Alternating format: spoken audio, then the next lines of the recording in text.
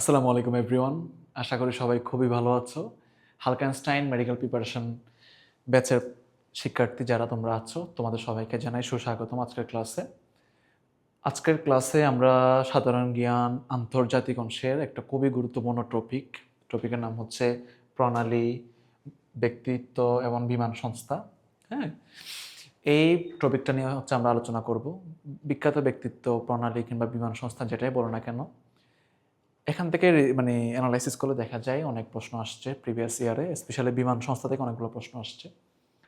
So এই পুরাটা class জুড়ে আমি তোমাদের সাথে থাকবো, মেহেদি সাইদ ভাইয়া। আশা করি তোমরা সবাই ক্লাসটা খুব মনোযোগ সহকারে করবা এবং খুবই এনজয় করবা, কারণ এই পেপারগুলো হচ্ছে একটু বুঝে বুঝে পড়লে খুব এনজয় করার মতোই পেপার। ঠিক আছে, আসো প্রথমে আমরা একটু প্রণালী সম্পর্কে জানি। হ্যাঁ, আমাদের প্রথম টপিক হচ্ছে প্রণালী। এখন তোমাদের মনে প্রশ্ন আসতে পারে প্রণালী কি? ঠিক আছে, প্রণালী কি তোমাদের মনে প্রশ্ন আসতে পারে। প্রণালী, আমি এখানে দুটো শব্দ লিখবো, দেখো। একটা শব্দ লিখবো হচ্ছে যুক্ত,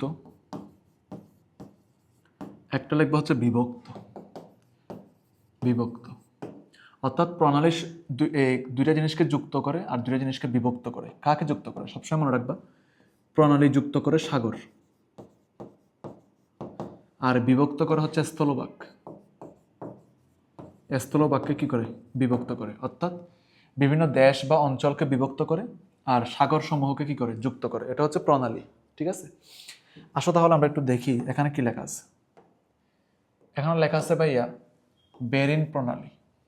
এই বেরিন প্রণালীর হচ্ছে, যদি আমরা একটু দেখি, যে দেখো এই পাশখানে রাশিয়া আছে, যেটা এশিয়া মহাদেশের একটা কান্ট্রি, মানে এশিয়ার অংশ। রাশিয়া তো মূলত ইউরেশিয়া কান্ট্রি। ইউরেশিয়া মানে বুঝো, ইউরোপ এবং রাশিয়া দুইটা জায়গায়, মানে ইউরোপ এবং হচ্ছে এশিয়া দুইটা জায়গায় পড়ছে, তাই এটাকে বলা হয় ইউরেশিয়া। রাশিয়াকে বলা হয় ইউরেশিয়া। ওকে, দেন এখানে এদিকে আসা হচ্ছে তোমার উত্তর আমেরিকা, আলাস্কার কিছু অংশ, আর এপাশে কানাডা আছে। এখানে আছে প্রশান্ত মহাসাগর, এ পাশে আছে উত্তর মহাসাগর। উত্তর মহাসাগরের একটা অংশের নাম হচ্ছে চুক্সি সাগর। এই হচ্ছে প্রশান্ত মহাসাগরের একটা অংশের নাম হচ্ছে বেরিন সাগর। এই চুক্সি সাগর আর হচ্ছে বেরিন সাগর, এই দুটাকে যুক্ত করছে কে? যুক্ত করছে হচ্ছে বেরিন প্রণালী। তাহলে আমি আগে বলছিলাম, যুক্ত করে সাগরকে, বিভক্ত করে স্থলভাগকে। কাকে বিভক্ত করছে তাহলে? রাশিয়া আর আলাস্কা। রাশিয়া আর আলাস্কাকে বিভক্ত করছে হচ্ছে কি? তোমার এই বেরিন প্রণালী। তারা সব প্রণালীর নাম কি? বেরিন প্রণালী।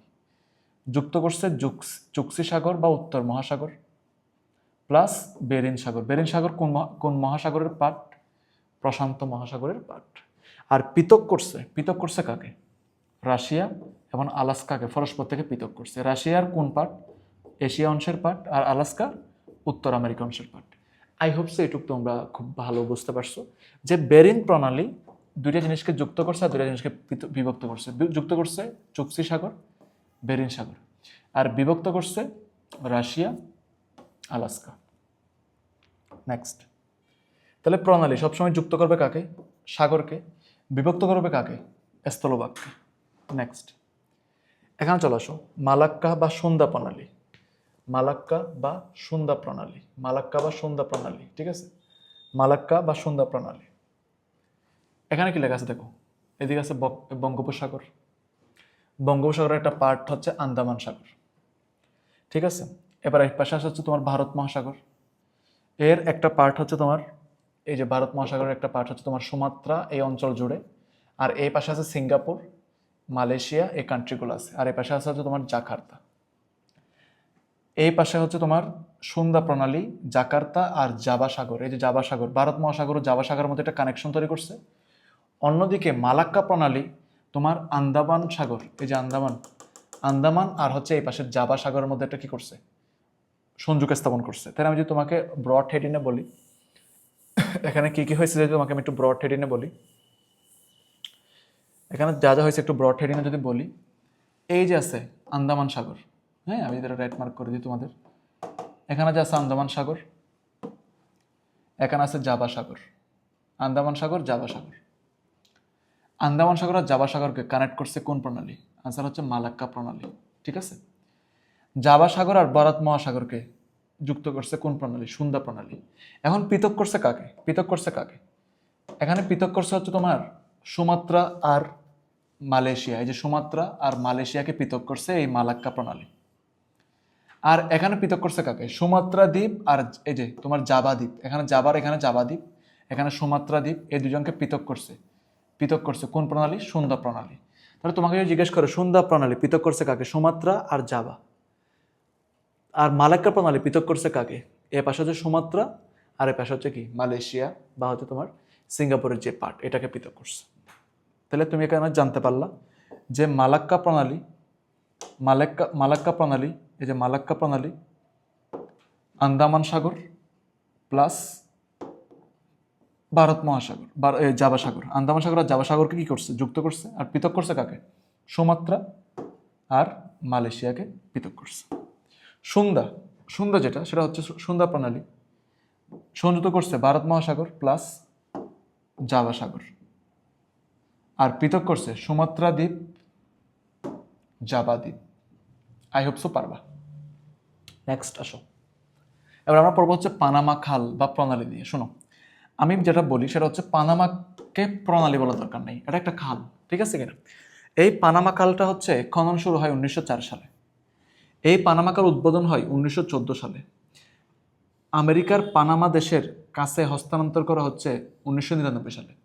তাহলে পানামা খালটা আমাদের এত বেশি ইম্পর্টেন্ট কেন? কারণ পানামা খালটা হচ্ছে পণ্য পরিবহন করার জন্য, ইন্টারন্যাশনাল রুটে বিভিন্ন যে জাহাজগুলো চলাচল করে না, পণ্য নিয়ে চলাচল করে না, ওই পণ্য পরিবহন করার জন্য এই পানামা খালটার গুরুত্ব অনেক।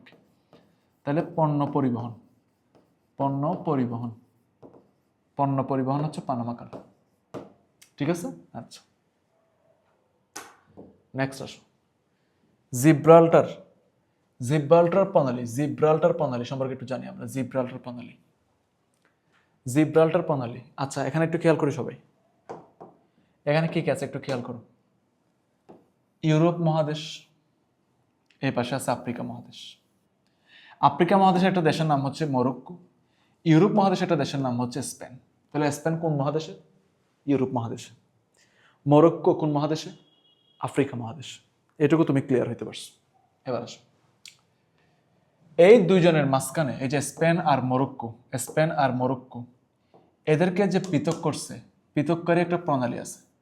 এই প্রণালীর নাম হচ্ছে কি প্রণালী? জিব্রাল্টার প্রণালী। কি প্রণালী? জিব্রাল্টার প্রণালী। আচ্ছা, তাহলে এই পাশে আছে হচ্ছে তোমার ভূমধ্য সাগর, এই পাশে আছে হচ্ছে তোমার আটলান্টিক সাগর। তাহলে আটলান্টিক সাগর দেখো এখানে আছে, এই পাশে আছে হচ্ছে আটলান্টিক সাগর, আর এখানে দেখো কোন সাগর আছে? ভূমধ্য সাগর। তা আমি বারবার বলতেছি, প্রণালী কারে পৃথক করবে বলো? প্রণালী পৃথক করবে হচ্ছে স্থলভাগকে, অর্থাৎ স্থলভাগ বা বিভিন্ন অঞ্চল বা বিভিন্ন দেশকে পৃথক করতে পারে, আর যুক্ত করবে দুইটা সাগরকে। সবসময় এটা হয় থাকে। তাহলে এবার একটু তুমি খেয়াল করো, এখানে যুক্ত করছে কাকে? আটলান্টিক মহাসাগর। যুক্ত করছে কাকে? ভূমধ্য সাগর। কোন প্রণালী এদেরকে হচ্ছে তোমার মাধ্যমে হচ্ছে এই স্পেন আর মরক্কোকে পৃথক করা হয়েছে? নাম হচ্ছে জিব্রাল্টার প্রণালী। কোন প্রণালী? নাম হচ্ছে জিব্রাল্টার প্রণালী। মনে থাকবে ইনশাল্লাহ। আচ্ছা, এবার আসো, প্রণালীর নাম হচ্ছে জিব্রাল্টার প্রণালী। এই জিব্রাল্টার প্রণালী সংযুক্ত করছে ভূমধ্য সাগর, সংযুক্ত করছে আটলান্টিক মহাসাগর, সংযুক্ত করছে ভূমধ্য সাগর, সংযুক্ত করছে আটলান্টিক মহাসাগর। পৃথক করছে কারে? Spain, Morocco. পৃথক করছে কারে? তাহলে স্পেন কোন মহাদেশের? ইউরোপ মহাদেশের। মরক্কো কোন মহাদেশের? আফ্রিকা মহাদেশের। তাহলে তুমি বলো, এই যে স্পেন কোন মহাদেশের? ইউরোপ মহাদেশের। এই যে তুমি বলো মরক্কো কোন মহাদেশের? মরক্কো হচ্ছে আফ্রিকা মহাদেশের। এইটুকু তুমি বুঝতে পারছো। এবার আসো তাহলে আমাদের নেক্সট আলোচনা। এখানে একটা কথা লেখা আছে দেখো, জিব্রাল্টার প্রণালীতে অবস্থিত মরক্কো ও স্পেনের মধ্যে একটা বিরোধপূর্ণ দ্বীপ আছে। এই বিরোধপূর্ণ দ্বীপের নাম হচ্ছে লাইলা দ্বীপ বা পেরেজিল দ্বীপ। আলিফ লাইলা, আগে একটা চলতো তোমাদের হচ্ছে, আগে একটা সিরিয়াল ছিল, হ্যাঁ, আলিফ লাইলা, ছোটবেলায় আমরা দেখছি। তাইলে এই যে জিব্রাল্টার প্রণালী যেটা, সেটা হচ্ছে মরক্কো ও স্পেনের মধ্যে বিরোধপূর্ণ একটা দ্বীপ। এই জিব্রাল্টার প্রণালীর মধ্যে অবস্থিত, সেটার নাম হচ্ছে পেরেজিল দ্বীপ বা হচ্ছে কি লাইলা দ্বীপ। পেরেজিল দ্বীপ বা কি লাইলা দ্বীপ। এই প্রণালীকে বলা হয় ট্যাক্স হেভেন। বর্তমানে এটি যুক্তরাজ্যের অধীনে। এই প্রণালীর নামকরণ করা হয়েছে জাবাল আল তারিক থেকে হচ্ছে এই প্রণালীর নামকরণ করা হয়েছে। তাহলে এবার তুমি আমাকে বলো, ওভারঅল তুমি এখানকার যে প্রণালীগুলো, আমি এই প্রণালী সম্পর্কে আমি পড়ালাম, এটা তুমি তো মোটামুটি বুঝতে পারছো কিনা, যে আমি বারবার বলতেছি একটা কথা, সেটা হচ্ছে প্রণালী সবসময় পৃথক করবে। প্রণালী সবসময় পৃথক করবে কাকে বলো? প্রণালী সবসময় পৃথক করবে দুইটি স্থলভাগকে, যে লাইক এখানে স্পেন, লাইক এখানে মরক্কো, ঠিক আছে? এই যে মরক্কো আছে এখানে, আর উপর দিয়ে কি আছে বলো? এই যে স্পেন আছে এখানে। তাহলে প্রণালী সবসময় পৃথক করবে হচ্ছে দুইটা স্থলভাগকে, আর সংযুক্ত করবে দুইটা সাগরকে। তাহলে এখানে আছে কি ভূমধ্য সাগর, আর এখানে আছে কি বলতো? এখানে আছে কি, এই যেখানে আছে আটলান্টিক সাগর। তাহলে এদেরকে যুক্ত করছে কে? জিব্রাল্টার প্রণালী, জিব্রাল্টার প্রণালী, বাস। নেক্সট আমরা আরেকটা প্রণালী পড়বো, সেটা হচ্ছে ডুবার প্রণালী ও ইংলিশ চ্যানেল। ডুবার প্রণালী ও ইংলিশ চ্যানেল। তার আগে একটু তোমাকে এই মানচিত্র সম্পর্কে ধারণা দিই। তুমি আমাকে বলো এখানে যে এই অংশটা কিসের? যুক্তরাজ্যের। আচ্ছা তুমি তো জানো যে যুক্তরাজ্য কি কি নিয়ে গঠিত? যুক্তরাজ্যের মধ্যে আছে হচ্ছে তোমার ইংল্যান্ড, ঠিক আছে, plus Ireland, plus Scotland. England, Ireland plus Scotland. এই পাশে আমি দেখতে পাচ্ছি আয়ারল্যান্ডের একটা অংশ, এখানে আমি দেখতে পাচ্ছি ইংল্যান্ডের একটা অংশ, লন্ডন, ঠিক আছে। আচ্ছা, খুব ভালো কথা। আর তার অপোজিটে আসি, এ পাশে দেখতে পাচ্ছি আমি বেলজিয়াম, এখানে আমি দেখতে পাচ্ছি ফ্রান্স, এখানে আমি হচ্ছে চ্যানেল টানেল দেখতে পাচ্ছি, আর এ পাশে নেদারল্যান্ডের কিছু অংশ আছে। ওকে, এগুলো হচ্ছে স্থলভাগ। এবার আমরা হচ্ছে সাগর নিয়ে একটু দেখি, এখানে সাগরগুলো কি কি আছে এই মানচিত্রে। এখানে দেখতে পাচ্ছি উত্তর সাগর, আর এই পাশে দেখতে পাচ্ছি আমি আটলান্টিক মহাসাগর। তাহলে এক পাশে আছে উত্তর সাগর, এক পাশে আছে কি আটলান্টিক মহাসাগর। তাহলে এদেরকে যুক্ত করছে যে প্রণালী, সে প্রণালীর নাম হচ্ছে ডুবার প্রণালী। কি প্রণালী? ডুবার প্রণালী। আচ্ছা, এর মধ্য দিয়ে যে চ্যানেলটা বয়ে গেছে সেই চ্যানেলের নাম হচ্ছে ইংলিশ চ্যানেল। তুমি এই ইংলিশ চ্যানেলটা হচ্ছে একটা অংশ আর কি, এই ডুবার প্রণালী তুমি যেটা দেখতে পাচ্ছ। এই ইংলিশ চ্যানেল বাংলাদেশের একজন প্রথম অতিক্রম করে, তার নাম হচ্ছে ব্রজেন্দ্র দাস। ব্রজেন্দ্র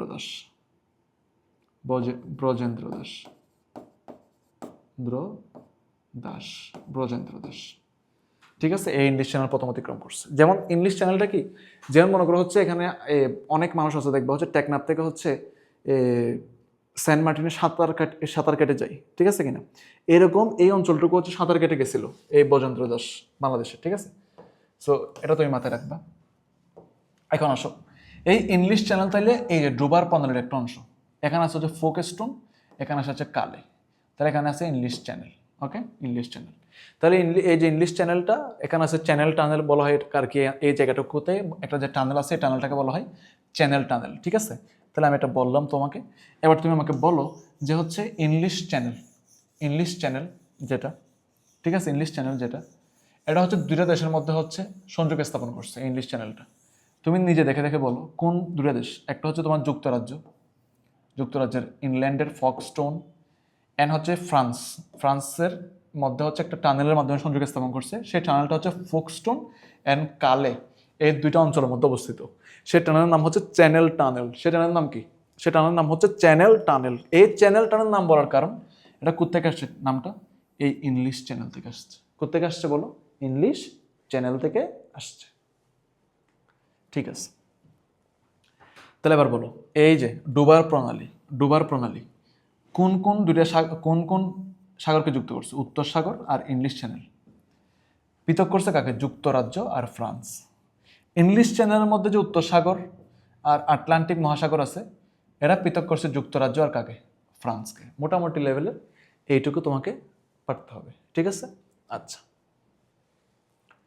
নেক্সট আসো, ফ্লোরিডা প্রণালী। এখানে কি লেখা আছে দেখো, ফ্লোরিডা প্রণালী, স্ট্রেটস অফ ফ্লোরিডা প্রণালী।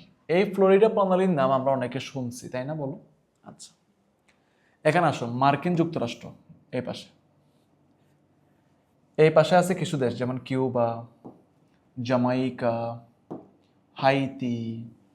এই পাশে আছে আবার মেক্সিকো। এখানে এবার হচ্ছে এগুলো হচ্ছে স্থলভাগ। এবার হচ্ছে আমরা জলভাগগুলো একটু দেখি।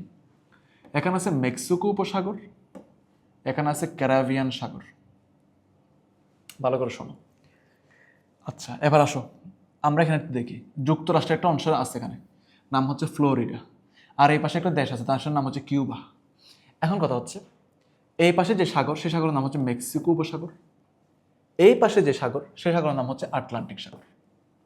এখন আমাদের কথা হচ্ছে, এই মেক্সিকো উপসাগর আর আটলান্টিক মহাসাগর, মেক্সিকো উপসাগর আর হচ্ছে কি আটলান্টিক মহাসাগর, এদের মাঝখানে একটা প্রণালী আছে। এই প্রণালীর নাম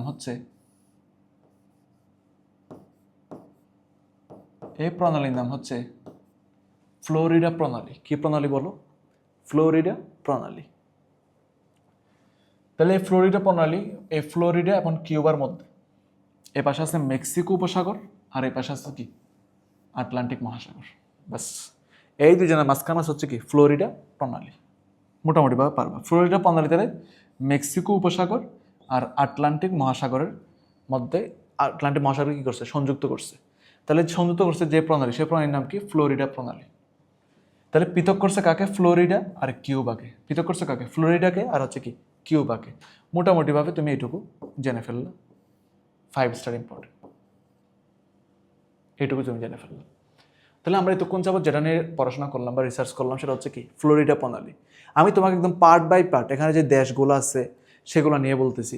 দেন হচ্ছে এখানে ফ্লোরিডা প্রণালী কোন দিক থেকে কোন দিকে গেছে সেটা বলতেছি, এবং কোন কোন দুইটা দেশকে পৃথক করছে সেটা বলতেছি। দেন হচ্ছে উপসাগর কার সাথে কাকে যুক্ত করছে সেটা বলতেছি। তাহলে প্রণালী অল দ্য টাইম সাগরগুলোরে কি করে? যুক্ত করে, আর স্থলভাগকে কি করে? পৃথক করে। এই কথাটুকু তোমাকে অবশ্যই জানতে হবে, ঠিক আছে? আচ্ছা, নেক্সট আসো। এবার আমরা একটা প্রণালী সম্পর্কে জানবো। সেই প্রণালীর নাম হচ্ছে দার্দেনেলিস বা বসপরাস প্রণালী। দার্দেনেলিস ও বসপরাস প্রণালী। আচ্ছা, দার্দেনেলিস ও বসপরাস প্রণালী সম্পর্কে আমরা জানবো, তার আগে আমরা একটু কান্ট্রি সম্পর্কে জেনে আসি। কান্ট্রিগুলো কি কি আছে? এখানে আমি দেখতে পাচ্ছি ইউরোপ মহাদেশ, এই পাশে আমি দেখতে পাচ্ছি এশিয়া মহাদেশ। তাহলে তুমি এই পাশে পাচ্ছ কি? ইউরোপ মহাদেশ। আর এই পাশে পাচ্ছ কি? এশিয়া মহাদেশ। ইউরোপের মধ্যে একটা দেশের নাম হচ্ছে, এটার নাম হচ্ছে তোমার তুরস্ক। তুরস্কের একটা শহর, এটা হচ্ছে তুরস্ক। এই যে নিচের দেশটা হচ্ছে তুরস্ক। এই তুরস্কের একটা শহর, তুরস্কের একটা শহরের নাম হচ্ছে ইস্তাম্বুল। ইস্তাম্বুলের কিছু অংশ পড়ছে ইউরোপে, আর কিছু অংশ পড়ছে হচ্ছে তোমার এই এশিয়াতে। তাহলে আমি একটু আগে বলতেছিলাম যে হচ্ছে রাশিয়া দুইটা মহাদেশে পড়ছে, কিছু অংশ পড়ছে ইউরোপে আর কিছু অংশ পড়ছে এশিয়াতে। দ্যাটস ওয়াই রাশিয়াকে বলা হয় Eurasia country. Europe plus Asia মিলে ইউরেশিয়া হয়। ঠিক একইভাবে তুরস্কও একটা কান্ট্রি যেটার কিছু অংশ পড়ছে ইউরোপে আর বৃহৎ অংশ পড়ছে এশিয়াতে। দ্যাটস ওয়াই তুরস্ককেও বলা হয় ইউরেশিয়া। ইউরোপ প্লাস এশিয়া মিলে যে কান্ট্রিগুলো অবস্থান করে সেগুলোকে বলা হয় ইউরেশিয়া। তাহলে তুরস্ক একটা ইউরেশিয়া কান্ট্রি। তাহলে এই তুরস্কের একটা কিছু একটা অংশ, কিছু অংশ পড়ছে কোথায়? ইউরোপের মধ্যে। এই তুরস্কের একটা কিছু অংশ পড়ছে হচ্ছে তোমার কোথায়? এশিয়াতে। এখন আসো, এই তুরস্কের একটা শহরের নাম হচ্ছে ইস্তাম্বুল। ইস্তাম্বুল মাধ্যমে মূলত এশিয়া আর ইউরোপ পৃথক হয়েছে। এই মাঝখানে একটা সাগর আছে, সেই সাগরের নাম হচ্ছে মর্মর সাগর। মর্মর সাগর। আর এই পাশে আছে হচ্ছে তোমার কৃষ্ণ সাগর। আর এই ইস্তাম্বুলের শহরের মধ্যে একটা বিখ্যাত ব্রিজ আছে, যে বিভিন্ন ফিল্মের মধ্যে দেখা দেখবা। ওই ব্রিজটার নাম হচ্ছে বসফরাস ব্রিজ। কি ব্রিজ? Bosphorus bridge.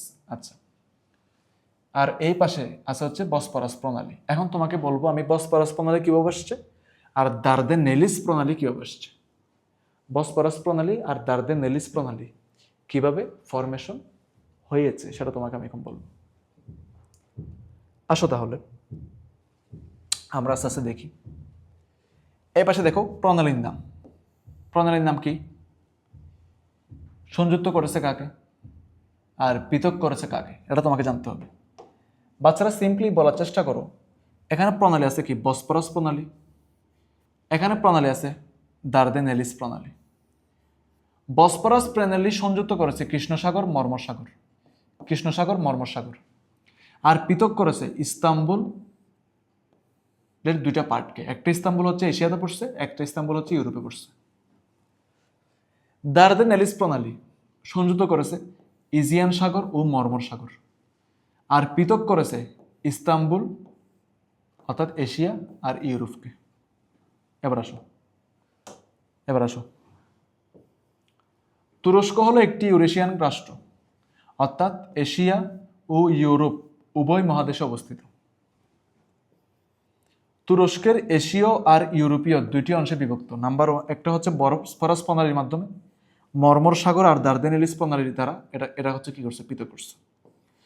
তুরস্কের বৃহত্তম সাগর দুইটি মহাদেশে পড়েছে, একটা হচ্ছে ইস্তাম্বুল শহরটি হচ্ছে দুইটা মহাদেশে কি পড়ছে, ইস্তাম্বুলের একটা বৃহৎ অংশ পড়ছে এশিয়ার মধ্যে, আর একটা অংশ পড়ছে তোমার ইউরোপের মধ্যে। মোট কথা তোমাকে যদি বলা হয় ইস্তাম্বুল শহরটা ইউরোপ আর এশিয়ার দুই অঞ্চল জুড়েই আছে, বুঝতে পারছো? আচ্ছা, তাহলে আমরা মোটামুটিভাবে এখানে যে দুইটা প্রণালী ছিল ভাইয়া, দুইটা প্রণালী কি কি ছিল বলো? একটা হচ্ছে দার্দের নালিস প্রণালী, আর একটা হচ্ছে কি বসফরাস প্রণালী। এই দুইটা জিনিস সম্পর্কে আমরা খুব ভালো আইডিয়া পেলাম, তাই না বলো? আচ্ছা ঠিক আছে, এবার আসো নেক্সট। এবার আমরা হচ্ছে যে টপিকটা নিয়ে পড়াশোনা করবো সেটা হচ্ছে পৃথিবীর বিখ্যাত ব্যক্তিত্ব, অর্থাৎ পৃথিবীর কিছু বিখ্যাত পার্সন যাদের জীবনী সম্পর্কে আমাদের একটু আইডিয়া থাকা দরকার। তাহলে আমরা এখন যে টপিকটা নিয়ে কথা বলবো সেটা হচ্ছে কি পৃথিবীর বিখ্যাত ব্যক্তিত্ব। বাংলাদেশের বিখ্যাত ব্যক্তিত্বকে যদি তোমাকে প্রশ্ন করা হয় তাহলে তোমার নাম, তোমার মাথায় কি আসতেছে? বাংলাদেশের বিখ্যাত ব্যক্তিত্বকে। কিংবা যদি বলা হয় তুমি এখন যে এলাকায় আছো, ঠিক আছে, হতে পারে হচ্ছে কক্সবাজার, হতে পারে ঢাকা, হতে পারে নরসিংদী, হতে পারে ময়মনসিংহ, যেই জায়গায় আছো তোমার এলাকার বিখ্যাত পার্সনকে তুমি কি দিয়ে জাজ করবা? তাহলে বিখ্যাত ব্যক্তিত্বর কিছু ক্রাইটেরিয়া থাকে। ক্রাইটেরিয়া নাম্বার ওয়ান হচ্ছে তারা হয় রাজনীতিবিদ হয় অনেক বড়, কিংবা হচ্ছে অনেক বড় সাহিত্যিক হয়, কিংবা হচ্ছে শান্তিতে কাজ করছে, কিংবা হচ্ছে কোনো বিপ্লবী নেতা। এগুলো হচ্ছে মানে সাধারণত বিখ্যাত ব্যক্তিদের কিছু ক্রাইটেরিয়া। তাহলে মেডিকেলের জন্য যতটুকু লাগবে আমরা ঠিক ততটুকু এখানে সাজিয়ে আনছি। আমরা প্রথমে খুব পুরাতন কিছু বিখ্যাত ব্যক্তি দিয়ে শুরু করি আস্তে আস্তে। এখানে একজন নাম আছে, ব্যক্তির নাম হচ্ছে ভার্জিল। ভার্জিল সাহেব কে ছিলেন? ভার্জিল সাহেব ছিলেন হচ্ছে প্রাচীন রোমান কবি। তার মহাকাব্যের নাম হচ্ছে ইনিট তার মহাকাব্যের নাম। তার দুইটা বিখ্যাত কাব্যগ্রন্থ, একটা নাম হচ্ছে বুকোলিক্স, আরটার নাম হচ্ছে জর্জিক্স, ঠিক আছে? তাহলে তার মহাকাব্য কি? ইনিট। তার দুইটা কাব্যগ্রন্থের নাম কি? বুকোলিক্স এন্ড হচ্ছে কি জর্জিক্স। তাহলে মোটামুটিভাবে আমরা এখানে এই যে ভার্জিল সাহেবের সম্পর্কে জানলাম। তাহলে তোমাকে যদি বলা হয় ভার্জিল কে ছিলেন, তুমি কি আনসার করবে? প্রাচীন রোমান কবি। প্রাচীন রোমান কবির নাম ছিল হচ্ছে কি ভার্জিল। তার মহাকাব্য হচ্ছে ইনিট। তার দুইটা বিখ্যাত কাব্যগ্রন্থ, একটা নাম হচ্ছে বুকোলিক্স, আরটার নাম হচ্ছে জর্জিক্স। বুকোলিক্স অ্যান্ড জর্জিক্স। তাহলে ভার্জিল কে ছিলেন? প্রাচীন রোমান কবি। তার মহাকাব্যর নাম হচ্ছে ইনিট। তার দুইটা বিখ্যাত কাব্যগ্রন্থের নাম হচ্ছে বুকোলিক্স অ্যান্ড জর্জিক্স। Okay, next. এবার আমরা হচ্ছে মহাকবি ফেরদৌসী সম্পর্কে জানবো। মহাকবি ফেরদৌসী সম্পর্কে জানবো, এটা ইম্পর্টেন্ট আমাদের জন্য। মহাকবি ফেরদৌসির কিছু কাহিনী আমরা জানবো। আসো, পারস্য বলতে কাকে জানো? ইরানকে পূর্বে পারস্য নামে ডাকা হইতো। তাহলে দেখবা বিভিন্ন বই পুস্তকে পারস্য শব্দের উল্লেখ করা হয়েছে। তাহলে ইরানকে আগে কি বলতাম আমরা? পারস্য বলতাম, ঠিক আছে? পারস্যের বর্তমান নাম হচ্ছে ইরান। এই ইরানের একজন বিখ্যাত কবির নাম ছিল হচ্ছে ফেরদৌসি, যার উপাধি হচ্ছে মহাকবি। তাহলে মহাকবিটা বলে ডাকা হয় কাকে? ফেরদৌসিকে। আর বিশ্বকবি বলা হয় কাকে? রবীন্দ্রনাথ ঠাকুরকে। তিনি সুলতান মাহমুদের দরবারে সভাকবি হিসেবে ছিলেন। তাহলে তিনি ইরানের যে সুলতান মহাকবির এই সুলতানের যে দরবার, সেই দরবারে মাহমুদের দরবারে কি ছিলেন? সভাকবি ছিলেন। প্রাচীন ইরানের ইতিহাস, কৃষ্টি ও সংস্কৃতি নিয়ে ফার্সি ভাষায়, ইরানের ভাষাকে বলা হয় ফার্সি ভাষায় হচ্ছে তিনি তার বিখ্যাত মহাকাব্য শাহনামা লেখেন। তাহলে শাহনামা হচ্ছে কিসের উপর বেসিস করে লেখা? এই যে ফেরদৌসিকে যে মহাকবি ডাকা হয়, এই মহাকবি ডাকানোর পেছনে হচ্ছে এই শাহনামা কাব্যগ্রন্থটা লিখেছিল, তাই তাকে মহাকবি বলা হয়। তাহলে শাহনামা বইটি লেখার জন্য তার নামের সাথে কি অ্যাড হয়েছে? মহাকবি অ্যাড হয়েছে। শাহনামা 30 বছরেরও অধিক সময় নিয়ে মহাকাব্য শাহনামা রচনা করেন, ঠিক আছে, যা ইরানের সাহিত্য ও সংস্কৃতিকে ব্যাপক সমৃদ্ধ করেছে। তাকে প্রাচ্যের হোমার বলে অভিহিত করা হয়। এবং শাহনামা বাংলায় অনুবাদ করেন ভারতের মোজাম্মেল, ঠিক আছে, মোজাম্মেল হক, ভারতের মোজাম্মেল হক এবং বাংলাদেশের মনিরুদ্দিন ইউসুফ। আচ্ছা, তাহলে মহাকবি ফেরদৌসি কোন দেশের যদি প্রশ্ন করা হয়, তুমি বলবা হচ্ছে কোন দেশের, বলো ইরানের। আগে কি বলা হয়তো পারস্য। উনি উনি কে ছিলেন? উনি একজন সভাকবি ছিলেন। কার সভাকবি ছিলেন? সুলতান মাহমুদের সভাকবি ছিলেন। উনি কি লিখছেন যার জন্য এত বিখ্যাত? উনি শাহনামা বইটা লিখছেন। শাহনামা বইটা কোন ভাষায় লিখছেন? ফার্সি ভাষায় লিখছেন। কি নিয়ে লিখছেন? ইরানের শিল্প, সংস্কৃতি, কৃষ্টি এগুলো নিয়ে লিখছেন। এই যে মহাকাব্য শাহনামা, এই মহাকাব্য লেখার পর থেকে ওনাকে হচ্ছে মহাকবি উপাধি দেওয়া হয়। এবং এই মহাকাব্য শাহনামা লেখার মাধ্যমে ইরানের এই যে তোমার সাহিত্যে একটা বিশাল প্রভাব এই মহাকাব্যটা রাখছে। একই সাথে এই মহাকাব্যকে বাংলা অনুবাদ করা হয়েছে। বাংলা অনুবাদ করছে দুইজন, একটা হচ্ছে মোজাম্মেল হক যিনি হচ্ছে ভারতের, আর বাংলাদেশের কে? মনিরুদ্দিন ইউসুফ। মনে রাখবা, ঠিক আছে? আচ্ছা, তাহলে শাহনামা কোন ভাষায় লেখা? শাহনামা কোন ভাষায় লেখা? ফার্সি ভাষায় লেখা। নেক্সট, আমরা আরেকজন বিখ্যাত ব্যক্তিত্ব নিয়ে আলোচনা করব, তার নাম হচ্ছে আল বেরুনি। আল বেরুনি, আল বেরুনি কি? বিখ্যাত মুসলিম জ্যোতির্বিদ আল বেরুনি বর্তমান উজবেকিস্তানের কোয়ারিজম নামক স্থানে তিনি কি করেন? জন্মগ্রহণ করেন। সুলতান মাহমুদের দরবারে জ্যোতির্বিদ হিসেবে তিনি কর্মরত ছিলেন। তাহলে উনিও সুলতান মাহমুদের দরবারে জ্যোতির্বিদ হিসেবে কি ছিলেন? কর্মরত ছিলেন। জ্যামিতি ও বিশ্বের গঠন সম্পর্কে রচিত তার বইয়ের নাম হচ্ছে কিতাবুল তাফহিম। তার অসামান্য সৃষ্টি। তিনি সর্বপ্রথম পৃথিবীর গোলাকার তার মানচিত্র তৈরি করেন, যার ব্যাখ্যা দেন কোথায়? কিতাবুল তাফহিমে। তাহলে কিতাবুল হিন্দ তার একটি বিখ্যাত গ্রন্থ। তাহলে তোমাকে যদি প্রশ্ন করা হয় যে আল বেরুনির দুইটা হচ্ছে গ্রন্থ আছে, একটা নাম হচ্ছে কিতাবুল হিন্দ,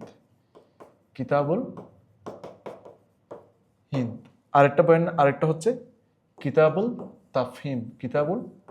তাফহিম। মনে থাকবে ইনশাল্লাহ। ঠিক আছে, নেক্সট,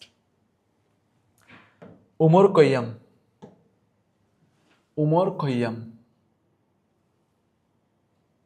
এবার উমর খৈয়াম নিয়ে একটু পড়াশোনা করি আমরা।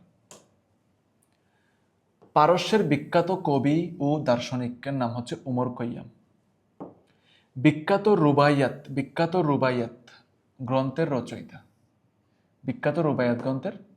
রচয়িতা হচ্ছে তিনি। তার গ্রন্থটি বাংলায় অনুবাদ করেন কবি কাজী নজরুল ইসলাম রুবাইয়াতি উমর খৈয়াম নামে।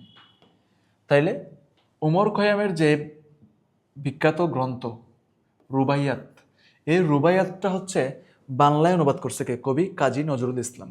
রুবাইয়াতি উমর খৈয়াম নামে ইনি বাংলায় কি করছে? অনুবাদ করছে। গ্রন্থটি ইংরেজি অনুবাদ করছে এডওয়ার্ড ফিল্ড জেরাল্ড। তাহলে এটুকু তুমি বুঝতে পারছো। নেক্সট, জালালউদ্দিন রুমি হচ্ছে ত্রয়োদশ শতকের একজন বিখ্যাত ফার্সি কবি। জালালউদ্দিন মোহাম্মদ বাল্কি নামেও তিনি পরিচিত। তার লেখা বিখ্যাত কাব্যগ্রন্থের নাম মসনবি শরীফ, যাতে কোরআন ও আধ্যাত্মিক জীবন সম্পর্কে রুমির গভীর উপলব্ধির বর্ণনা করা হয়েছে। তাহলে আমরা হচ্ছে এখন আরেকজন বিখ্যাত নাম জানলাম, তার নাম হচ্ছে কি? জালালউদ্দিন মোহাম্মদ রুমি। এবার আমরা জানবো হচ্ছে শেখ সাদি সম্পর্কে। হু ইজ শেখ সাদি? শেখ সাদি হচ্ছে মধ্যযুগীয় ফার্সি কবি। ওনার নাম হচ্ছে শেখ সাদি। 1210 সালে ইরানে তার রচিত বিখ্যাত কাব্যগ্রন্থ গুলিস্তা ও বুস্তা, এটা বুন্ডা হবে, গুলিস্তা ও বুন্ডা নামক গ্রন্থ দুটি অন্যতম। তাহলে শেখ সাদির নিয়ে তো তোমরা অনেক রিয়ারেঞ্জ পড়ছো, তাই না? শেখ সাদির রিয়ারেঞ্জ পড়ছো তোমরা। যাই হোক, আসো এবার একটু আমরা আরেকজন বিখ্যাত ব্যক্তির নাম সম্পর্কে জানবো, যার নাম হচ্ছে সক্রেটিস। আচ্ছা, সক্রেটিসের নাম শুনো নাই? এমন কেউ আছো এখানে যে সক্রেটিসের নাম শুনো নাই? সক্রেটিসের বিখ্যাত উক্তি আছে, উক্তিটা হয়তো তোমরা অনেকে দেখছো। নো দাই সেলফ, নো দাই সেলফ, অর্থাৎ নিজেকে জানো। ঠিক আছে, নিজের শক্তি সম্পর্কে জানো, নিজের নলেজ, নিজের ক্যাপাবিলিটি সম্পর্কে জানো। দিস ইজ কল কি? নো দাই সেলফ। তাহলে জ্ঞানের পিতা সক্রেটিস এর জন্ম খ্রিস্টপূর্ব 469 অব্দে গ্রিসে। এই মহান দার্শনিক সম্পর্কে লিখিত তথ্য পাওয়া যায় কেবলমাত্র প্লেটোর ডায়ালগ গ্রন্থ থেকে। নো দাই সেলফ, নিজেকে জানো, এবং ভার্চিউ ইজ নলেজ তার বিখ্যাত উক্তি। তাহলে ভার্চিউ ইজ নলেজ বিখ্যাত উক্তিটি কার? এটা হচ্ছে সক্রেটিসের একটা বিখ্যাত উক্তি। তাকে হেমলক বিষ পান করিয়ে হত্যা করা হয়। তাহলে তাকে কিভাবে হত্যা করা হয়? হেমলক বিষ পান করিয়ে হত্যা করা হয়। মনে থাকবে ইনশাল্লাহ। আচ্ছা, নেক্সট আমরা একটু প্লেটো সম্পর্কে জানবো। প্লেটো সম্পর্কে জানবো। আচ্ছা, প্লেটোর জন্ম হয়েছিল কোথায়? খেয়াল করো, প্লেটোর জন্ম হয়েছিল কোথায়? খেয়াল করো, প্লেটোর জন্ম হয়েছিল খ্রিস্টপূর্ব 427 অব্দে গ্রিসে। তাহলে প্লেটোর জন্মস্থান হচ্ছে গ্রিস। তিনি হচ্ছে সক্রেটিসের শীর্ষ ছিলেন। তাহলে প্লেটো কার শীর্ষ ছিলেন? সক্রেটিসের শীর্ষ ছিলেন। তিনি একাধারে গণিতজ্ঞ ছিলেন, একাধারে তিনি ছিলেন দার্শনিক। তাহলে তিনি গণিতজ্ঞ এবং কি ছিলেন? দার্শনিক ছিলেন। প্রথম পশ্চিমা বিশ্বে উচ্চশিক্ষার প্রতিষ্ঠান গড়ে তোলেন তিনি। অ্যাথেন্সের একাডেমিয়া হচ্ছে তার প্রতিষ্ঠান। তাহলে এই যে গ্রিস দেশে যিনি জন্মগ্রহণ করছে, এই গ্রিসের রাজধানীর নাম ছিল অ্যাথেন্স। অ্যাথেন্সের একাডেমিয়ার প্রতিষ্ঠাতা হচ্ছে প্লেটো। তাহলে অ্যাথেন্সের একাডেমিয়ার প্রতিষ্ঠাতাকে প্লেটো। তার একটা বিখ্যাত গ্রন্থের নাম হচ্ছে দি রিপাবলিক। তার একটা বিখ্যাত গ্রন্থ, তার বিখ্যাত গ্রন্থের নাম হচ্ছে দি রিপাবলিক। দি রিপাবলিক, দি রিপাবলিক। তার একটা বিখ্যাত গ্রন্থের নাম হচ্ছে দি রিপাবলিক। নেক্সট, এবার আমরা জানবো হচ্ছে এরিস্টটল সম্পর্কে। এরিস্টটল প্লেটোর ছাত্র ছিলেন।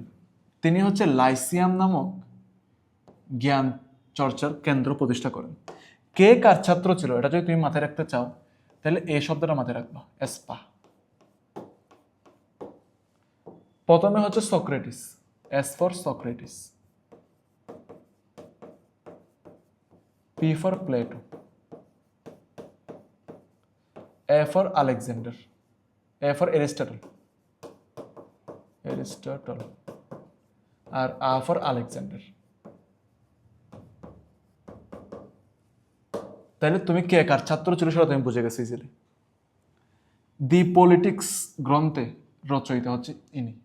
যুগশ্রেষ্ঠ বিজেতা আলেকজান্ডার দি গ্রেট এর শিক্ষক ছিলেন। তাকে প্লেটোর সাথে যৌথভাবে পশ্চিমা দর্শনের জনক বলা হয়। এছাড়া তাকে প্রাণীবিজ্ঞানের জনক বলা হয়। তাহলে প্রাণীবিজ্ঞানের জনককে এরিস্টটল। মনে থাকবে, এরিস্টটলকে বলা হয় প্রাণীবিজ্ঞানের জনক। মোটামুটিভাবে তুমি এরিস্টটল সম্পর্কে একটা ভালো আইডিয়া পাইছো। তার মধ্যে গুরুত্বপূর্ণ দুইটা কথা, একটা হচ্ছে দি পলিটিক্স, এই যে দি পলিটিক্স, এই গ্রন্থের রচয়িতাকে এরিস্টটল। অন্যদিকে প্রাণীবিজ্ঞানের জনককে, আনসার হচ্ছে কি? এরিস্টটল। তাহলে তুমি ওভারঅল একটা ভালো আইডিয়া পাইছো, এই সম্পর্কে তুমি একটা ভালো আইডিয়া পাইছো। ঠিক আছে, এরিস্টটল। এই চারটা কথা খুব ইম্পর্টেন্ট। তাইলে ওনার প্রতিষ্ঠানের নাম কি ছিল? লাইসিয়াম। লাইসিয়াম কার প্রতিষ্ঠান? এরিস্টটলের প্রতিষ্ঠান। দি পলিটিক্স কার গ্রন্থ? এরিস্টটলের গ্রন্থ। প্রাণীবিজ্ঞানের জনক বলা হয় কাকে? এরিস্টটলকে। সিম্পল। নেক্সট, এবার হচ্ছে আমরা কনফুসিয়াস নামে জানবো। কনফুসিয়াস ছিল হচ্ছে চীনের বিখ্যাত দার্শনিক, চীনা দার্শনিক। তার প্রকৃত নাম কি? তার প্রকৃত নাম ছিল হচ্ছে কুনসিউ। ঠিক আছে, যিনি মতবাদ প্রচার করেন তা কনফুসিয়াজম নামে পরিচিত। কনফুসিয়াজমের মূল কথা হচ্ছে অহিংস মতবাদ, অর্থাৎ কারো প্রতি হিংসা রাখা যাবে না। তিনি বিশ্বাস করতেন শুধুমাত্র শিক্ষা নয়, বরং নীতিবাক্যের মাধ্যমে মানুষকে অসৎ কাজ থেকে বিরত রাখা সম্ভব। তাহলে তিনি নীতিবাক্যের মাধ্যমে মানুষকে অসৎ কাজ থেকে বিরত রাখার কথা বলছেন। আচ্ছা, নেক্সট আসো। ইবনে কালদুন নামে একজন মানুষ আছে, যার আসল নাম হচ্ছে ওয়ালউদ্দিন আব্দুর রহমান। তিনি একাধারে ছিলেন হচ্ছে সমাজ বিজ্ঞানী, দার্শনিক, রাজনীতিবিদ, অর্থনীতিবিদ, ইতিহাসবিদ ও জ্যোতির্বিদ। তিনি 1332 সালে তিউনিসিয়ায় জন্মগ্রহণ করেছিলেন। তার বিখ্যাত গ্রন্থের নাম হচ্ছে কিতাবুল ইবার। এটা খণ্ড ছিল 23টা। এই প্রথম তিনি 3 খণ্ডের ভূমিকা লেখা, 3 খণ্ডের তিনি কি করে লেখেন, ভূমিকা লেখেন। তার ভূমিকার নাম হচ্ছে আল মুকাদ্দিমা। আল মুকাদ্দিমা লেস ইম্পর্টেন্ট। এবার চলো আসো, এটা ইম্পর্টেন্ট, এটা আমাদের জন্য important. Niccolo Machiavelli.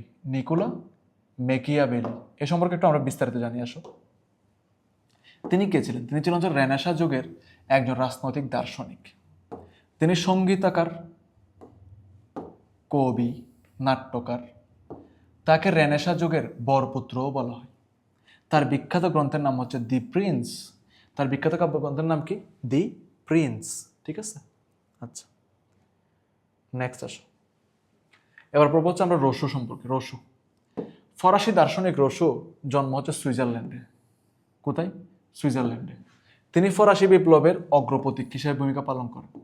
Social contact তার বিখ্যাত গ্রন্থ।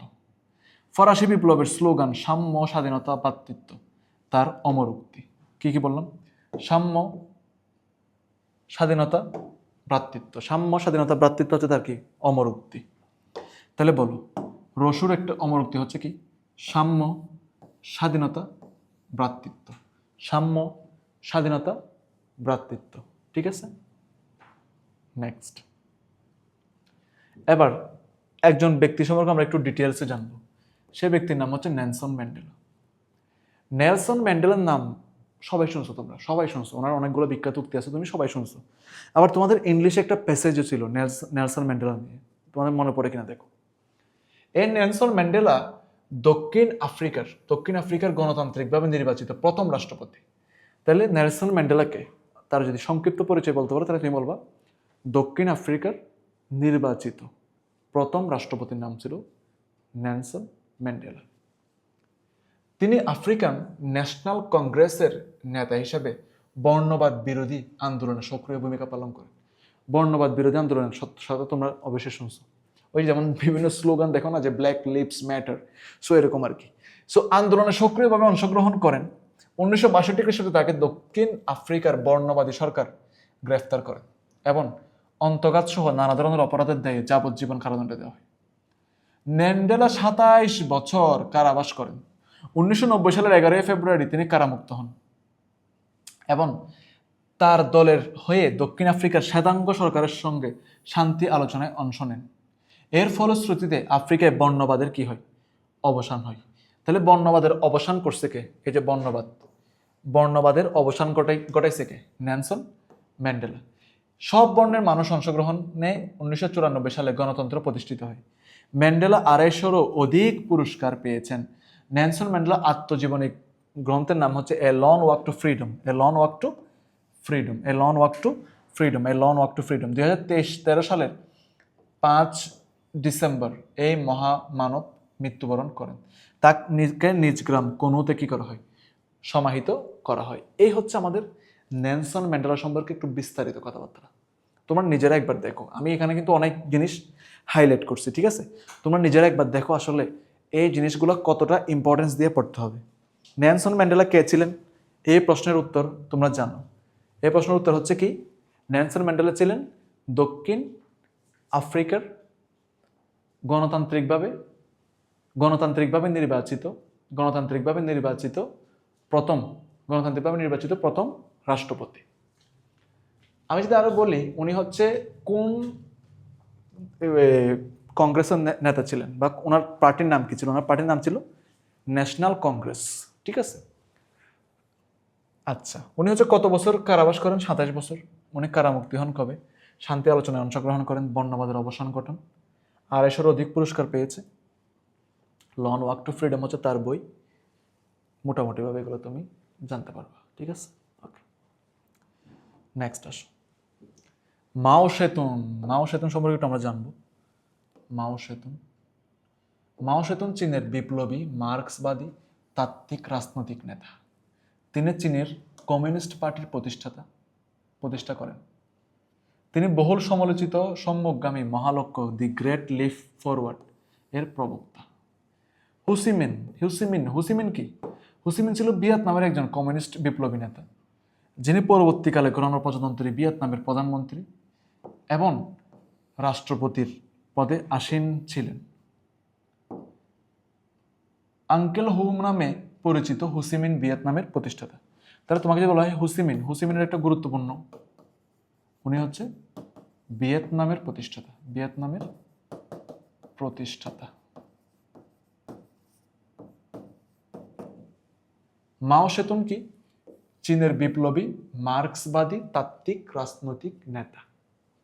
নেক্সট, আয়াতুল্লাহ কামিনী, আয়াতুল্লাহ রুহুল্লাহ কামিনী। আয়াতুল্লাহ রুহুল্লাহ কামিনী ছিলেন একজন ইরানি ধর্মীয় নেতা, রাজনীতিবিদ ও ইরানি বিপ্লবের নেতৃত্বদানকারী। বিপ্লবের পর তিনি ইরানের সংবিধান রচনা করেন। মৃত্যুর আগ পর্যন্ত তিনি ইরানের সর্বোচ্চ ধর্মীয় নেতা ছিলেন। তাহলে ইরানের সর্বোচ্চ ধর্মীয় নেতার নাম কি? ইরানের সর্বোচ্চ ধর্মীয় নেতার নাম হচ্ছে আয়াতুল্লাহ রুহুল্লাহ কামিনী। আয়াতুল্লাহ রুহুল্লাহ কামিনী।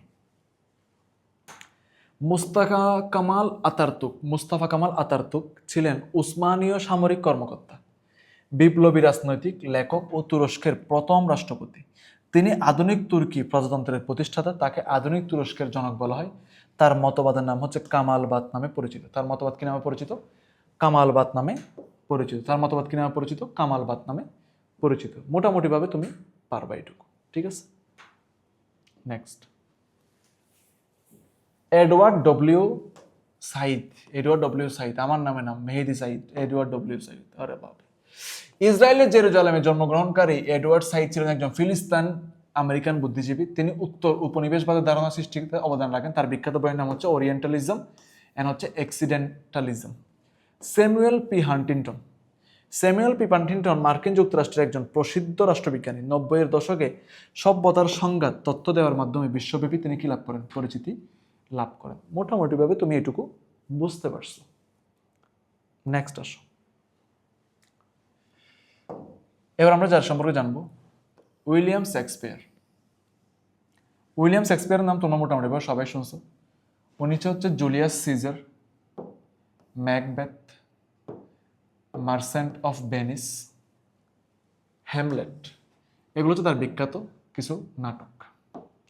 তাকে বার্ড অফ এভেন বলা হয়, বার্ড অফ এভেন বলা হয়। জর্জ বার্নার্ড শ, বিখ্যাত আইরিশ নাট্যকার ছিলেন তিনি, সমালোচক ও রাজনৈতিক কর্মী। তার আধুনিক যুগে ইংরেজি সাহিত্যের শ্রেষ্ঠ নাট্যকার বলা হয়। 1925 সালে সাহিত্যে নোবেল পুরস্কার লাভ করেন তার বিখ্যাত নাটক Arms and the Man, Candida, Caesar and Cleopatra, এগুলো হচ্ছে তার বিখ্যাত নাটক। নেক্সট আসো, অমর্ত্য সেন। অমর্ত্য সেন কে? অমর্ত্য সেন হচ্ছে একজন নোবেল বিজয়ী ভারতীয় বাঙালি অর্থনীতিবিদ, দার্শনিক। তিনি দুর্ভিক্ষ, মানব উন্নয়ন তত্ত্ব, জনকল্যাণ অর্থনীতি, গণদারিদ্র অন্তর্নিহিত কার্যকরণ বিষয়ে গবেষণার জন্য 1998 সালে অর্থনীতিতে নোবেল পুরস্কার পান। ডক্টর মোহাম্মদ ইউনুস। ডক্টর মোহাম্মদ ইউনুস সম্পর্কে কিছু বলা লাগবে? সব কিছুই তো জানো। বাংলাদেশের লিভিং লিজেন্ড উনি। অধ্যাপক ডক্টর মোহাম্মদ ইউনুস বাংলাদেশের নোবেল পুরস্কার বিজয়ী। উনি একাধারে ব্যাংকার, অর্থনীতিবিদ। তিনি চট্টগ্রাম বিশ্ববিদ্যালয়ের অর্থনীতি বিভাগের একজন শিক্ষক ছিলেন। তিনি ক্ষুদ্র ঋণ ধারণার প্রবর্তক ও গ্রামীণ ব্যাংকের প্রতিষ্ঠাতা। প্রথম বাংলাদেশী হিসেবে মোহাম্মদ ইউনুস এবং তার প্রতিষ্ঠিত গ্রাম ব্যাংক যৌথভাবে 2006 সালে নোবেল শান্তি পুরস্কার লাভ করেন। এটা 5 স্টার ইম্পর্টেন্ট। এবার ভর্তি পরীক্ষার জন্য 5 স্টার ইম্পর্টেন্ট। খুব ভালো মতো পড়া লাগবে এটা। নেক্সট আসো, ফ্লোরেন্স নাইটিঙ্গেল। এই ফ্লোরেন্স নাইটিঙ্গেলের নাম অনেক শুনছো। উনি হচ্ছে আধুনিক নার্সিং প্রতিষ্ঠাতা ফ্লোরেন্স নাইটিঙ্গেল। 1820 সালে, কত সালে? 1820 সালে 12 মে ইতালির ফ্লোরেন্সে জন্মগ্রহণ করেন। তিনি স্মরণীয় হয়ে আছেন ক্রিমিয়ার যুদ্ধ, সেবামূলক কাজের জন্য। তার স্মরণার্থে ইন্টারন্যাশনাল নার্স ডে পালিত হয় 12 মে। তাকে the lady with the lamp বলা হয়। 1883 সালে রানী ভিক্টোরিয়া রয়্যাল রেড ক্রস পদক প্রদান করেন।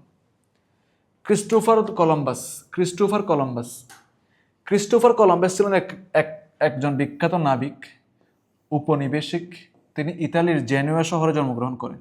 স্পেনের রাজা ও রানীর আনুকূল্য কলম্বাস 1492 সালে আমেরিকা আবিষ্কার করেন। এছাড়া তিনি পশ্চিম ভারতীয় দ্বীপপুঞ্জ আবিষ্কার করেন। তাহলে কলম্বাস কি করছে এগুলো সব এখানে লেখা আছে। নেক্সট, ইন্দিরা গান্ধী কে ছিলেন? উনি ছিলেন ভারতের প্রথম ও একমাত্র মহিলা প্রধানমন্ত্রী। জওহরলাল নেহরুর মৃত্যুর পর ভারতের রাষ্ট্রপতি তাকে রাজ্যসভার সদস্য হিসেবে নিয়োগ দেন। বাংলাদেশের মুক্তিযুদ্ধের সময় তিনি ভারতের প্রধানমন্ত্রী ছিলেন। ইম্পর্টেন্ট। এপিজে আব্দুল কালাম, আব্দুল ফাকির জৈনুল আবেদিন আব্দুল কালাম, আব্দুল ফাকির জৈনুল আবেদিন আব্দুল কালাম। এপিজে আব্দুল কালাম ছিলেন ভারতীয় প্রজাতন্ত্রের একাদশ রাষ্ট্রপতি। ব্যালিস্টিক ক্ষেপণাস্ত্র, মহাকাশ যানবাহী রকেট উড্ডয়নের কাজে তার অবদানের জন্য তাকে ভারত ক্ষেপণাস্ত্র মানব বা মিসাইল ম্যান অফ ইন্ডিয়া নামে অভিহিত করা হয়। তার আত্মজীবনীমূলক গ্রন্থের নাম হচ্ছে Wings of Fire. Wings of Fire. Margaret Thatcher ছিল ব্রিটেনের প্রথম মহিলা প্রধানমন্ত্রী। উনি কেন এত বিখ্যাত? ফকল্যান্ড যুদ্ধের কারণে তিনি আয়রন লেডি হিসেবে খ্যাতি পেয়েছিলেন। ঠিক আছে, কোন যুদ্ধের কারণে? ফকল্যান্ড যুদ্ধের কারণে। মাথায় রাখবা, কোন যুদ্ধের কারণে? ফকল্যান্ড যুদ্ধের কারণে। বেনজির ভুট্টো পাকিস্তানের 11তম প্রধানমন্ত্রী এবং মুসলিম বিশ্বের প্রথম মহিলা প্রধানমন্ত্রী। তিনি ডটার অফ দ্য ইস্ট বইটি লিখেছেন, এই জন্য তাকে ডটার অফ দ্য ইস্ট বলা হয়। ডটার অফ দ্য ইস্ট বলা হয়। নেক্সট, ইয়াসির আরাফাত। তুমি তো জানো বর্তমানে হচ্ছে ইসরায়েল ফিলিস্তিন একটা বড় ইস্যু চলতেছে, তাই না? সো উনি হচ্ছে ইসরায়েলের বিরুদ্ধে কাজ করছে ফিলিস্তিনের পক্ষ হয়ে। ইয়াসির আরাফাত ছিলেন একজন ফিলিস্তিনের নেতা, ফিলিস্তিন লিবারেশন অর্গানাইজেশন PLO এর চেয়ারম্যান। আরাফাত ইসরায়েলি দখলদারির বিরুদ্ধে সারা জীবন সংগ্রাম করছে। তিনি প্যালেস্টাইন অথরিটি প্রেসিডেন্টের দায়িত্ব পালন করেন এবং জীবনের একটা দীর্ঘ সময় ধর্মনিরপেক্ষ ফাতাহ দলের নেতৃত্ব দেন। দলবন্ধ নির্বিশেষে ফিলিস্তিনি জনগোষ্ঠীর অধিকাংশ মানুষ আরাফাতকে ফিলিস্তিনিদের স্বাধীনতা সংগ্রামের প্রতীক হিসেবে সম্মান করে থাকেন। 1994 সালে আইসেক রাভিন এবং শিমন পেরেজের সাথে অস্তু শান্তি চুক্তির মাধ্যমে তিনি শান্তিতে নোবেল পুরস্কার লাভ করেন। নেপোলিয়ন বোনাপার্ট, ফরাসি বিপ্লবের শিশু খ্যাত নেপোলিয়ন বোনাপার্ট ছিলেন ফরাসি বিপ্লবের সময়কার একজন জেনারেল। ঠিক আছে, তিনি এটা একটু কারেকশন করে নিও। হ্যাঁ, এটা একটু কারেকশন করে নিও। তিনি ফরাসি প্রজাতন্ত্রের প্রথম কনসাল ছিলেন। নেপোলিয়ন 1804 সালের 1 থেকে 2 ডিসেম্বর নটর ডেমে পোপ সপ্তম পায়াস কর্তৃক সম্রাট নেপোলিয়ন উপাধি লাভ করেন। তার উপাধি ছিল লিটল কর্পোরাল। নেপোলিয়ন হচ্ছে 1815 সালের 18 জুন ওয়াটারলুতে ডিউক অফ ওয়েলিংটনের কাছে কি হন? পরাজিত হন। তাহলে কার কাছে পরাজিত হন? Duke of Wellington. এবার আসা হচ্ছে সে গুয়েভারা। সে গুয়েভারার নাম হচ্ছে তোমরা অনেকে শুনছো।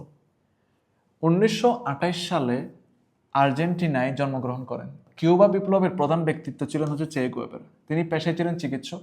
তাকে 1967 সালে 9 অক্টোবর বলিভিয়ার মৃত্যুদণ্ড দেওয়া হয়। তার বিখ্যাত গ্রন্থ হচ্ছে গেরিলা ওয়ারফেয়ার। কার্ল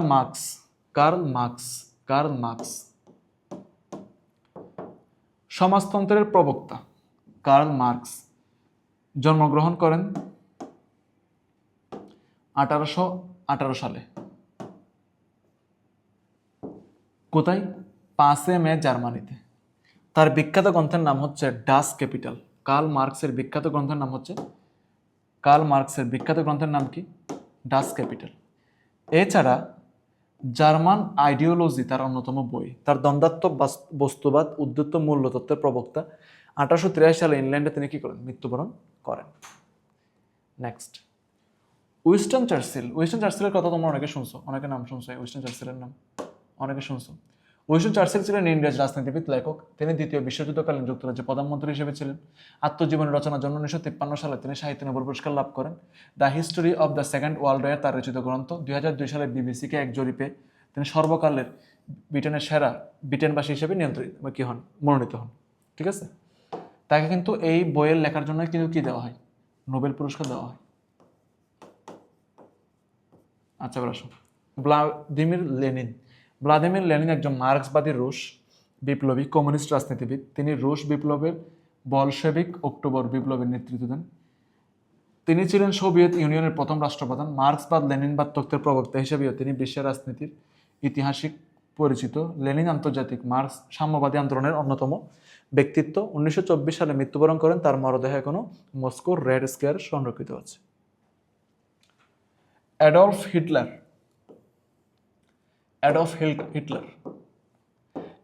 হচ্ছে অস্ট্রীয় বংশোদ্ভূত জার্মান রাজনীতিবিদ, যিনি ন্যাশনাল সোশ্যালিস্ট জার্মান ওয়ার্কস পার্টির বা নাৎসি নেতৃত্ব দেন। 1933 সালে জার্মানির চ্যান্সেলর নিযুক্ত হন তিনি।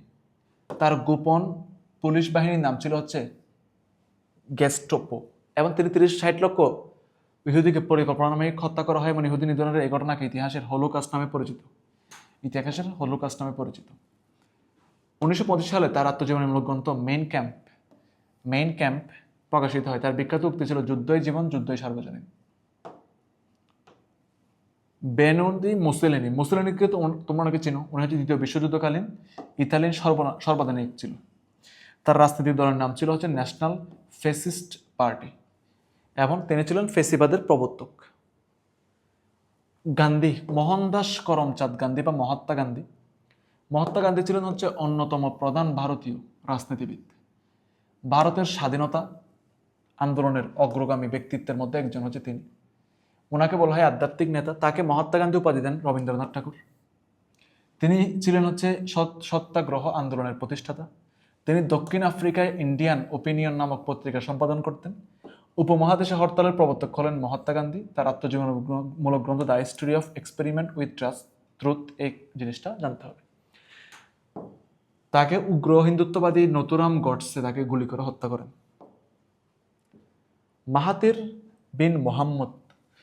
ডাক্তার মাহাথির বিন মোহাম্মদ আধুনিক মালয়েশিয়ার রাষ্ট্রপতি ও সাবেক প্রধানমন্ত্রী ছিলেন। তিনি এশিয়ার সবচেয়ে দীর্ঘ সময় ধরে 22 বছর যাবৎ গণতান্ত্রিকভাবে নির্বাচিত প্রধানমন্ত্রী ছিলেন।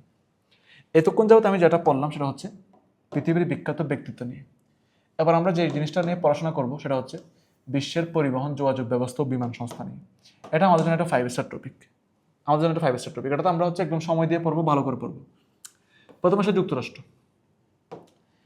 যুক্তরাষ্ট্রের হচ্ছে বিমান সংস্থার নাম কি? United airlines, trans world airlines, বর্তমানে হচ্ছে আমেরিকান এয়ারলাইন্স এটাকে বলা হয়। এছাড়াও ডেল্টা এয়ারলাইন্স। সংযুক্ত আরব আমিরাত অর্থাৎ ইউনাইটেড আরব আমিরাত, এমিরেটস এয়ারলাইন। জাপানের ক্ষেত্রে যে এয়ারলাইন তার নাম হচ্ছে আল নিপ্পন এয়ারওয়েজ। জার্মানির জন্য হচ্ছে লুফতানসা, এটা মেডিকেল পরীক্ষা আসছিল, ম্যাথ কোয়েশ্চেন। ইন্দোনেশিয়ার নাম হচ্ছে গারুদা, ইম্পর্টেন্ট ম্যাথ কোয়েশ্চেন। চীনের বিমান সংস্থার নাম হচ্ছে ক্যাথে প্যাসিফিক। যেহেতু গ্রিসের মধ্যে হচ্ছে অলিম্পিকের সূচনা, তাই অলিম্পিক এয়ারওয়েজ। রাশিয়ারটার নাম হচ্ছে এরোফ্লট। সো এই নামগুলো 5 স্টার ইম্পর্টেন্ট, ঠিক আছে? এই নামগুলো তোমাকে অবশ্যই জানতে হবে। এই নামগুলো তুমি না জানলে হবে না। এই জন্য আমি তোমাকে 5 সেকেন্ড সময় দিলাম, তুমি ভালো করে দেখে নাও এই নামগুলো সবগুলো বুঝতে পারছো কিনা, আমি যা যা বলছি সবগুলো বুঝতে পারতেছো কিনা।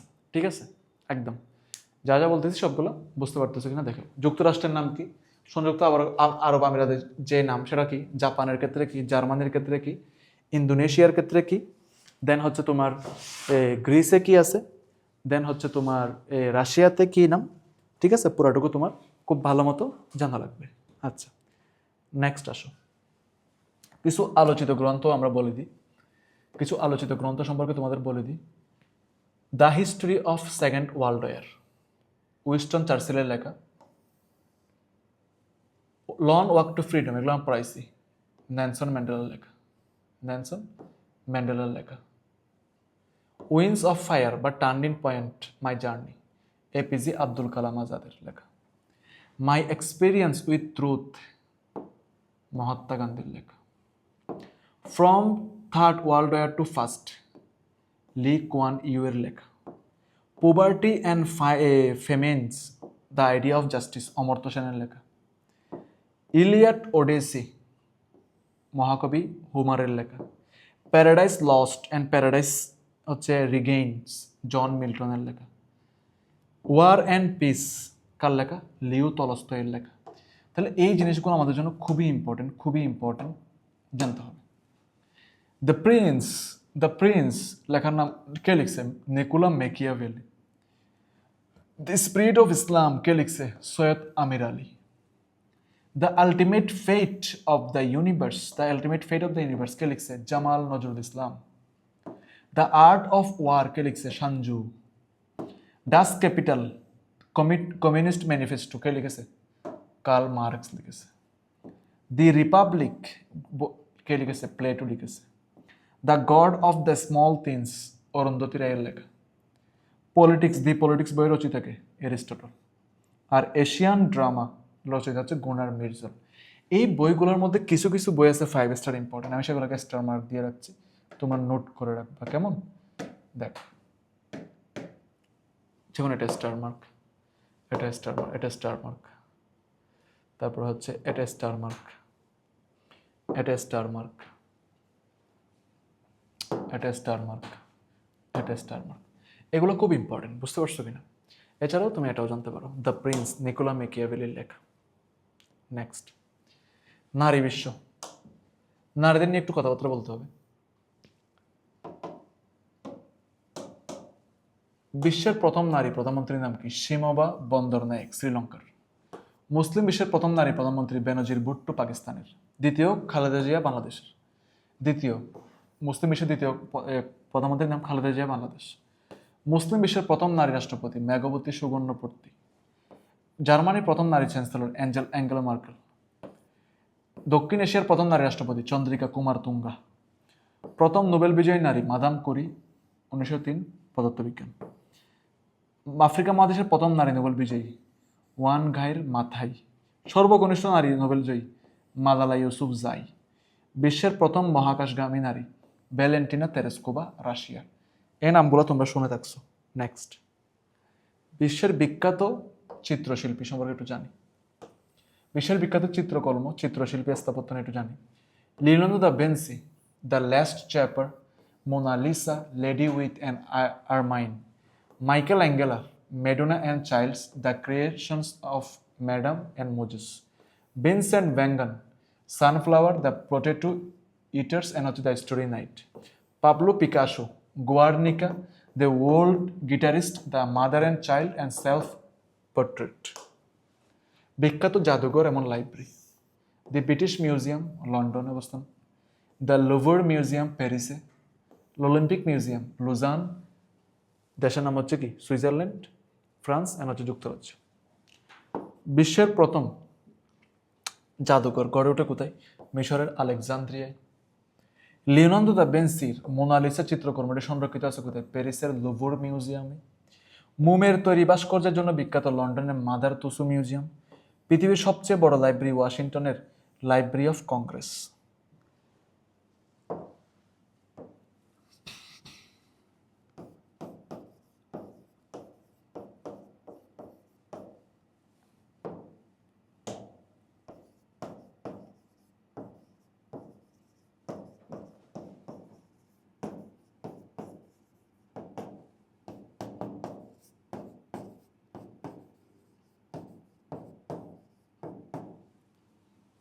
মেডিকেলের চান্স না পাওয়ার একটি কারণ, এই কথাটা কেন বলতেছি? আমাদের হচ্ছে পড়া শেষ, আজকের টপিকটা মোটামুটি পড়া শেষ, ক্লোজ।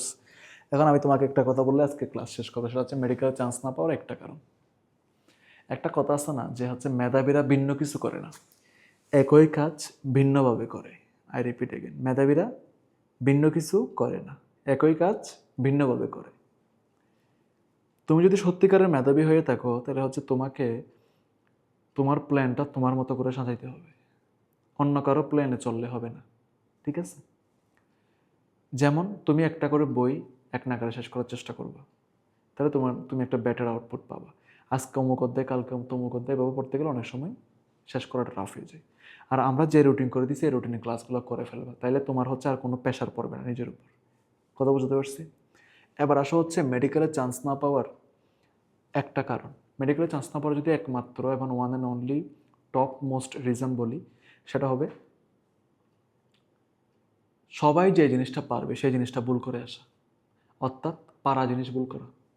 এই কাজটা করা যাবে না। তাড়াহুড়া করতে গিয়ে পারা জিনিস ভুল করে আসা যাবে না, তাইলেই কিন্তু লস। পারা জিনিস ভুল করে আসলে মনে করবা, মনে করে আসছে পরীক্ষায় বাংলাদেশের রাজধানীর নাম কি, তুমি দাগাই দিছো সিলেট। এটা সবাই পারবে বাংলাদেশের রাজধানীর নাম কি। এমন একটা প্রশ্ন যদি তুমি ভুল করে আসো, সেটা সারা বাংলাদেশে একমাত্র তুমিই ভুল করলা, এরকম একটা ভুল তোমাকে 10,000 20,000 সিরিয়াল পিছিয়ে নিয়ে যাবে। সুতরাং জানা জিনিস কখনো ভুল না করার চেষ্টা করবা। ভুল তো আর কেউ জানে বুঝে করে না। সর্বোচ্চ সতর্কতার সাথে পারা এমসিকিউ সবগুলো অপশন বারবার রিপিটেশন করবা। এখানে নিচের কোনটি হয় বলেছে নাকি নিচের কোনটি নয় বলেছে, নিচের কোনটি সত্য বলেছে নাকি নিচের কোনটি মিথ্যা বলেছে, ভালো করে জাস্টিফিকেশন করে তারপর দেখাবা। আই হোপ সো একটা জিনিস যদি প্রিভেন্ট করতে পারো, মেডিকেলে চান্স পাওয়া খুব বেশি কষ্ট হবে না। আর তোমাদের পরিশ্রম, মা বাবার দোয়া তোমাদের সাথেই আছে। ইনশাল্লাহ ইনশাল্লাহ তোমাদের বিজয় খুব নিকটেই। দেখা হবে সবার সাথে, দেখা হবে নেক্সট ক্লাসে। Thank you everyone. আল্লাহ হাফেজ।